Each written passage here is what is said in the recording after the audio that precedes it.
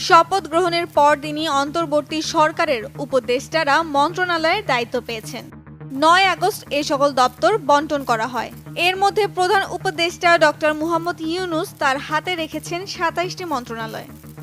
মন্ত্রিপরিষদ বিভাগের প্রজ্ঞাপনে এ তথ্য জানানো হয়।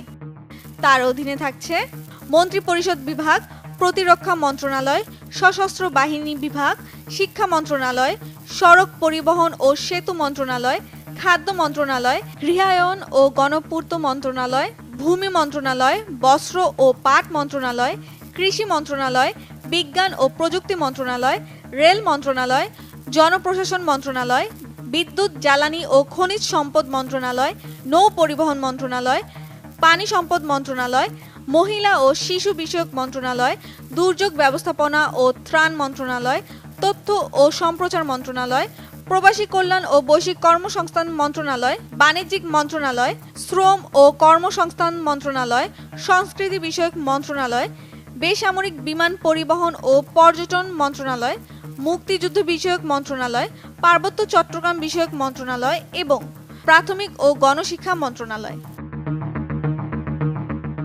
এছাড়া সালেউদ্দিন আহমেদ পেয়েছেন অর্থ মন্ত্রণালয় ও পরিকল্পনা মন্ত্রণালয়ের দায়িত্ব। অধ্যাপক আসিফ নজরুল পেয়েছেন আইন, বিচার ও সংসদ বিষয়ক মন্ত্রণালয়। আদিলুর রহমান খান পেয়েছেন শিল্প মন্ত্রণালয়।